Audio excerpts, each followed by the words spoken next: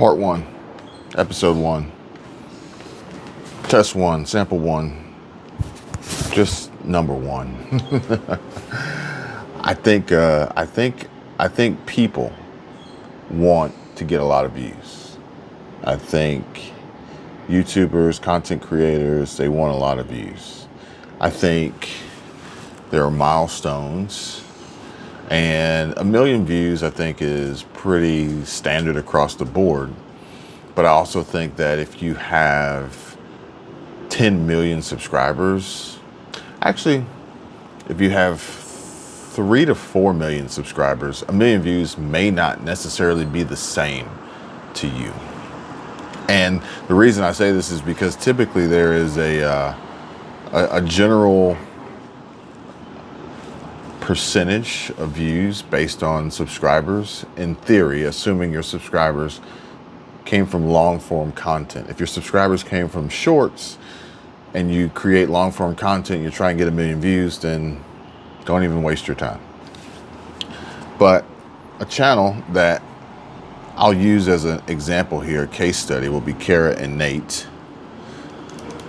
And I feel like at 3.76 million subscribers, we'll round up to 4 million. We'll round up to 4 million. 1 million views would be 25% views to subs. Since they have less than 4 million, they're getting a higher percentage of views to subs. So let's just say 30%, a little bit over 30%. That's pretty good. That's pretty good.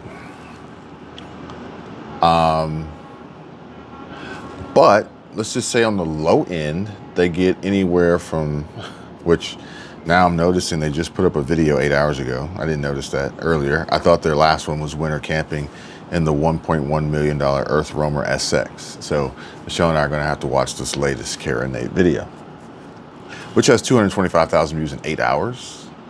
I think that's actually pretty good. The views that I see, I hear, I don't think are actually accurate to the views in their YouTube studio. It takes a day or two for it to catch up, depending on how viral it is. I don't know if anybody's ever noticed that before. But even if they were to get 500,000 views on a video, which would be pretty low for them. Let's just say after 2, 3, 4 weeks, they got 500,000 views on a video. That's pretty low for them. It's still a lot of views. It's still a lot of views. But I think that folks really want to get a lot of views. Like, no matter what, I think people want to get a lot of views for the most part. Now, there are some folks that don't care. And there's probably some folks out there who don't want a lot of views, because depending on the type of content that you make, the title and thumbnail that you use, the audience that YouTube essentially puts you in front of and makes you visible to may not necessarily be in line with the target for the content that you created. And it dilutes the message. It deteriorates the audience. It increases subscriber count of folks who aren't necessarily really truly interested in being subscribed to your channel and what you make.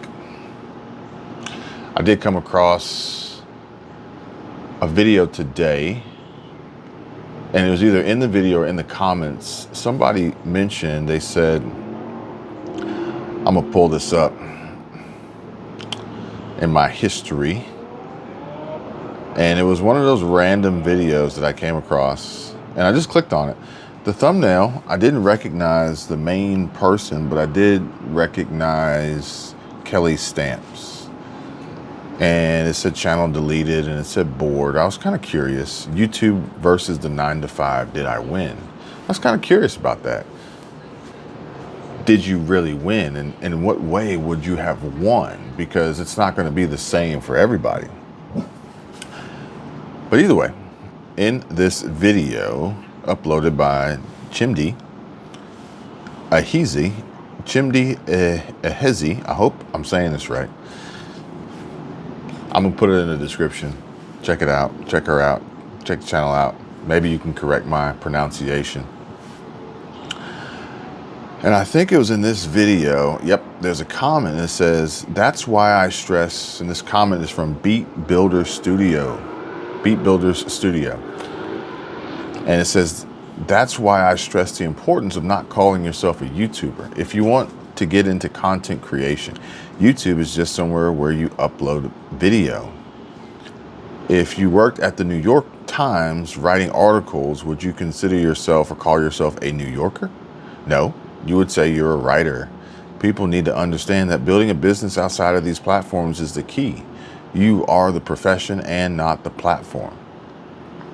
I always find it funny how I come across these things and read these things and find these little Easter eggs that really help me get a much clearer focus on path and direction as is needed.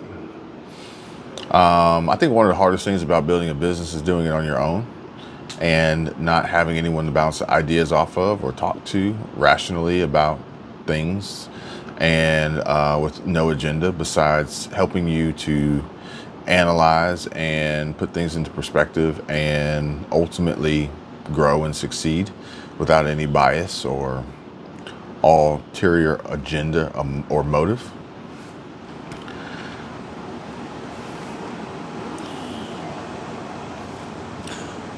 I don't know if I ever really upload to another platform besides YouTube. I like YouTube. I'm also monetized on YouTube. And I feel as though that is a huge perk, a huge plus, a huge benefit to everything that I do, because even in a worst case scenario, I'm still going to make something off of it.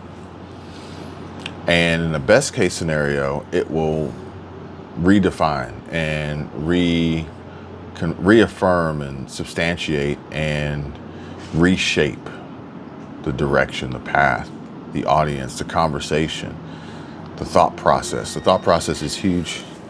I'm looking forward to a day where that takes precedent over everything else. Looking forward to that. Interestingly enough, another video that I came across, it was Charlie Chang. I was watching Charlie Chang, and he has a video that's been up for not very long, and the video is, "We're wired to be poor forever. Here's how to stop it." Now, this is a very, very important video, but it's also a video that I know has been made countless times before by other YouTube content creators, and perhaps maybe even Charlie Chang himself. But what's most interesting about this is the fact that, as we were discussing views to subscriber ratios and percentages, Charlie Chang has 1.15 million subscribers. But this video only has 1,414 views in 3 hours, from what I can see.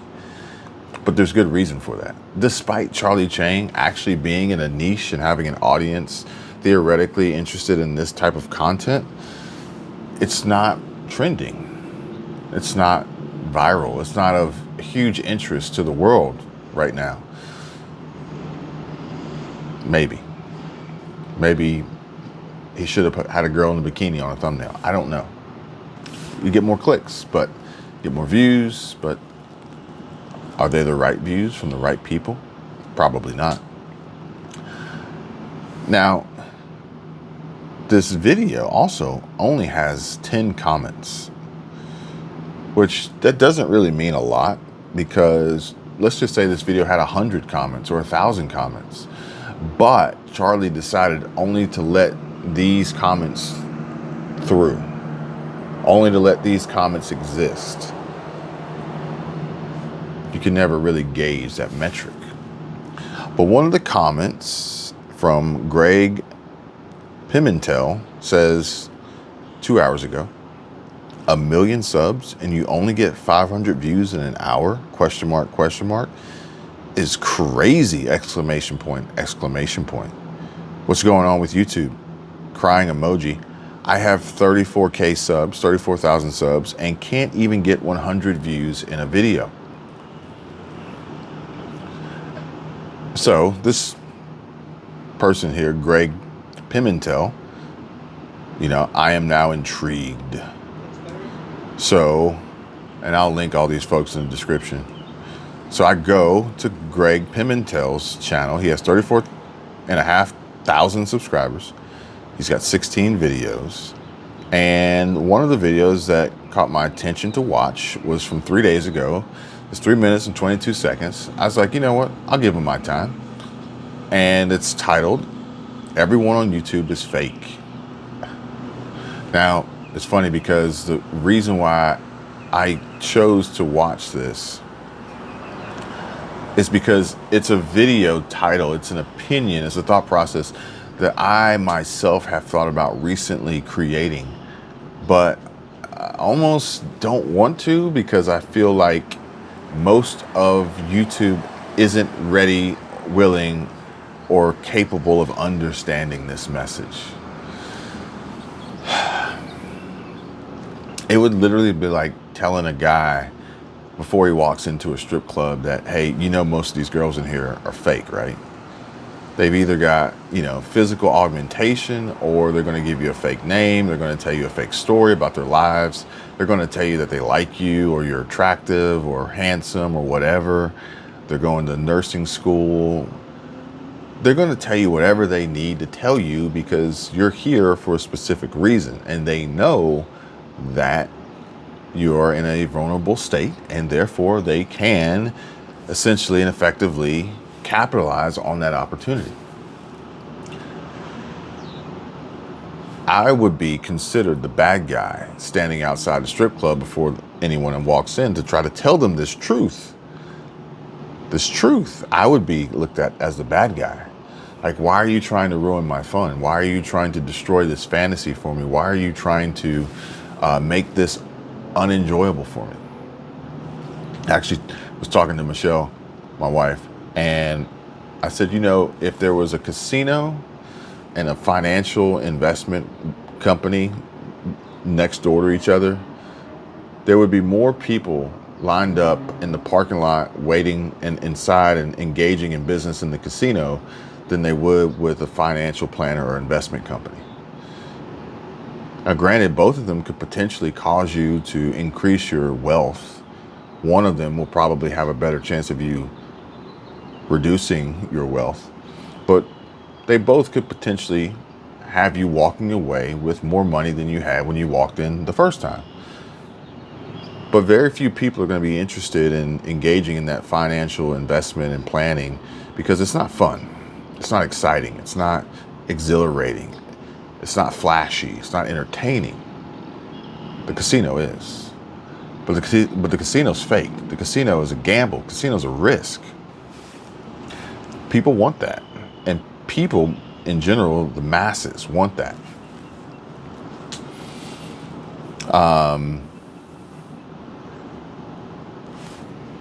But the masses are essentially the ones behind the million view videos. You see what I'm saying? It's actually kind of strange because I personally haven't had a video reach 1 million views, but I've worked with others who have. And typically the videos that cross over the 1 million view mark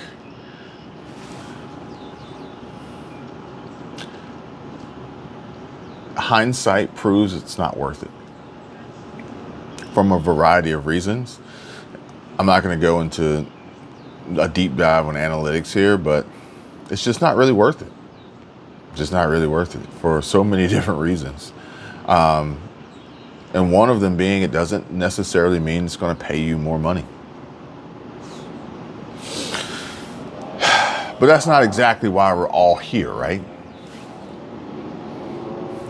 Charlie Chang, in his video about being wired to be poor forever, in this video, he makes a point to say that he doesn't mean to offend anyone with his conversations and discussions about money and finances. And being poor, being rich, or where you live, or the job you do, or the money you make, or the investments you choose, and everything, this, that, and the other. And I think that it's also a important component to this conversation, this discussion about a million views, because it's weird, because if you don't offend people, you may not get a million views. But if you do offend people, you might get a million views because they are hate watching or whatever. You've created this polarizing environment and it's triggering, and that's what's drawing people in. Engaging, sharing, promoting, pushing. YouTube's algorithm is based on that, guys. Look, I'll tell you right now, if you want to get a lot of views, make a video that pisses a lot of people off. However you're going to piss them off, that's up to you to decide. But if you want to get a lot of views, make it be known that this video is going to piss a lot of people off from the title, from the thumbnail, and make sure you deliver extreme satisfaction in the video to piss people off. And you'll get a lot of views. You'll get a ton of views. If you want to get a lot of views, potentially have your video get taken off the platform. Do something to get your video potentially removed from the platform. If you want to get a million views before YouTube finds your video and deletes it, show some skin, hike up them shorts, get a little camel toe imprint going on, maybe take a bra off, show some bare nipples or whatever. Show some drug use, show some folks under the influence, show a bad accident, show some sort of terror, show a problem. A lot of people, not just in being fake and having a pre-planned video and a script and things like that, but flat out fucking lie to them. And you'll get a shitload of views. But be careful, because not all views are created equal. I don't think that this video here is going to get a million views. But I also don't really care. And, it's more about explaining and discussing and sharing and developing and evolving and growing and building and improving and, in so many different ways. So Charlie Chang, he doesn't need a million views. And that's the beauty of it. Some folks think that you do, and you don't. It's actually interesting. I was looking at Dry Creek Wrangler School today. I like Dwayne. And, I'm like, he crossed over 1 million subscribers, but his views are just not really keeping up, with a views to percentage base, right? But he's not doing anything wrong. In fact, he's done everything right. He's achieved 1 million subscribers, over 1 million subscribers by uploading videos. I don't think he's really done shorts like that. I don't think he's really done live streams. Like, that's an incredible feat. It's an incredible accomplishment. Nisha's another one. Nisha came out the gate strong, and she's crushing it. And she's at 971,000 subscribers. She'll be at 1 million soon. Her views are a little bit different as far as the percentage base to subscriber count. But I will say that subscriber counts and video view counts are all vanity metrics. And it's not a metric that I would want to focus on in building a brand and building a business. And this goes back to what we were talking about earlier.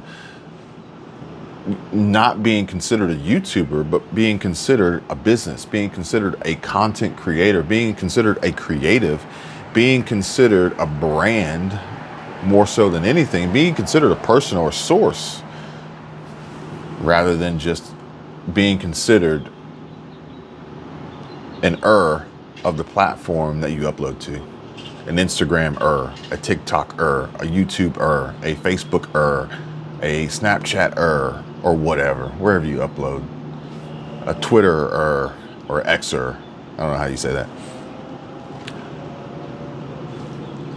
Think Media podcast. I watched that a little bit yesterday. And Think Media podcast had,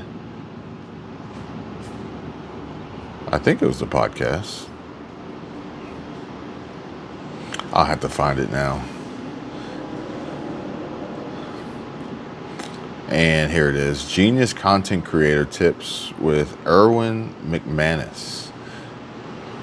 And in this video, there was he made a, I'm gonna paraphrase this quote, but it's not, he said, it's not being about known for being a good speaker, it's about being known for what you say. Some people say they like the sound of my voice. I should do voice work or narrative or storytelling or whatever. But what's more important is what I'm actually saying and not how it sounds when I say it, okay? What I actually know, what I actually believe in, or what I actually do, than how I say it or how I read the script. Anybody can read a script. Some people read them better than others, but anybody can read a script. And in fact, he says in this interview, he says, you know, if you want to discuss more, if you want to talk about more, then experience more, live more, do more, try more. These are a lot of the things that I consume myself with. These are a lot of things I consume myself with outside of what I typically end up creating or producing or publishing, which is a problem. It's a problem that I'm working on fixing. And that's the other thing. If you want to get 1 million views, make the video look as terrible as you possibly can. Make it look like there's a problem. Make it look like if there isn't, or if there is, make sure that the audience and the algorithm knows that there is turmoil, there's grief, there's strife, there's resentment, there's fighting, there's anger, there's hate, there's some sort of conflict, whether it be, you know, political or racial or ethnical or socio-political or gender or, you know, economic class status or whatever it may be, or maybe it's personal from within, and, you know, your physical health and cancer, or, you know, some debilitating disease or death or something wrong. Take a look. But also realize the truth, and the truth is that a lot of what you see isn't necessarily real, and it's fake. It's designed in a way to produce entertainment value, clicks and subscribers, and ultimately get people paid for doing what they do at the expense of the viewer and the audience, assuming that this platform is specifically designed solely for real people to be themselves on these videos that you click on and watch. And that's not the case, folks. YouTube does not require that. And in fact, one of the biggest problems with how polished videos are, or how scripted they are, or how similar they are to all the others is really like two things. One, the tried and true method of modeling, copying after someone else who's essentially performing very well in a space that you like to be in, and following in their footsteps. I can show you probably 5 videos today, and I can show you the big channel that has been winning at it and the smaller channel who's trying to copy it to get their piece of the pie. And it's like, you're being just like them. Where are you? Where are you in this? They are them. Where are you? You are now trying to be them. Where are you? I don't want them 2.0. I don't want a copy or a clone of them or a replica of them. I want you. I don't have you here because you're trying to be them. And that chase will get you burnt out quick. That chase will make you quit. That chase will make you stop. The chase will wear you out. But then the other one is the fact that we have so many tools and so many systems as services and SaaS and AI and plugins and apps and simplification and easy button and, you know, one-click automation, where you could theoretically not have a shot at building and growing a channel on any platform, but you can utilize AI tools that will not only give you the ideas on what to create, then give you the trends on what's working, give you the titles and thumbnails, but they'll also write the scripts for you even edit the video if you need, or even produce the video from text to video and do the whole thing for you.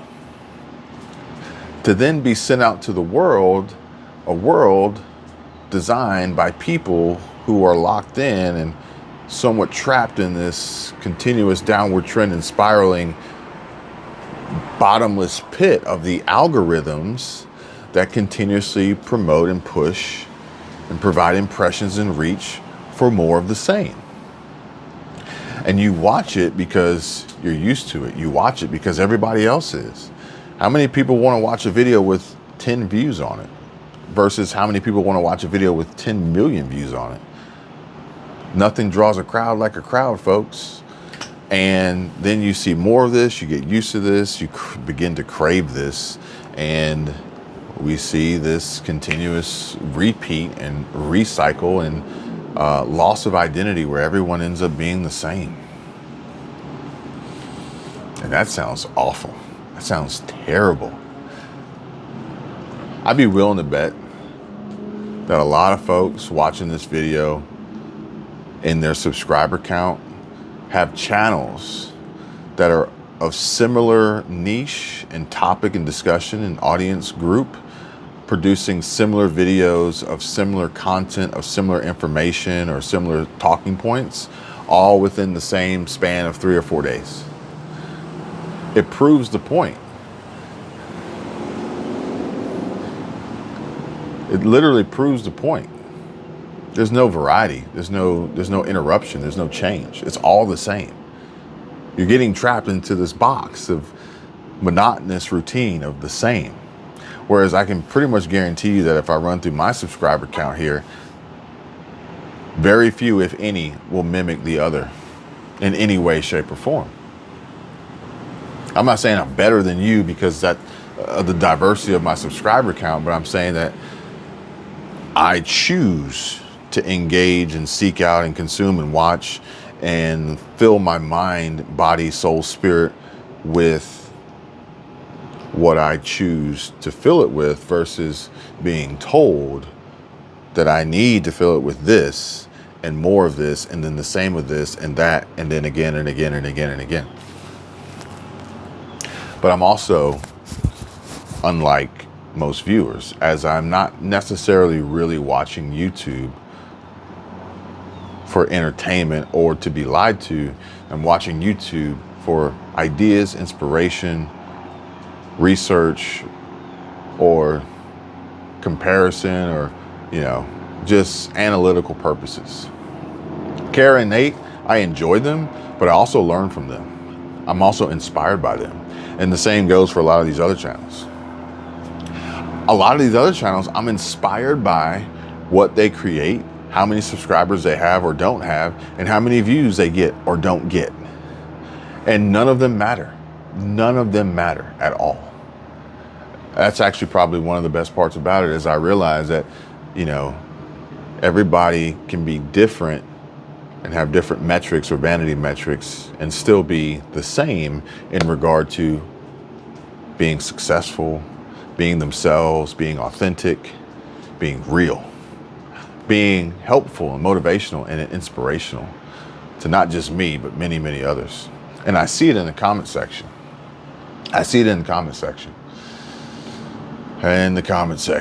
We'll save that for another video.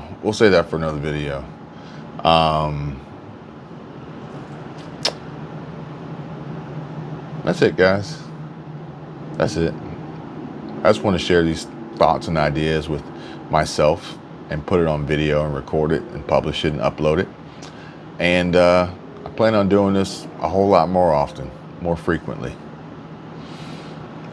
And yeah, I'll put the channels that I mentioned in the description down below. And pretty much it.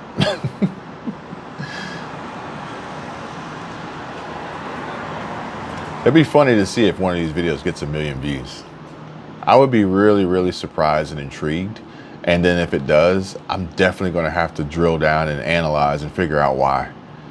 And I will be sure to let you guys know my findings. You guys take care.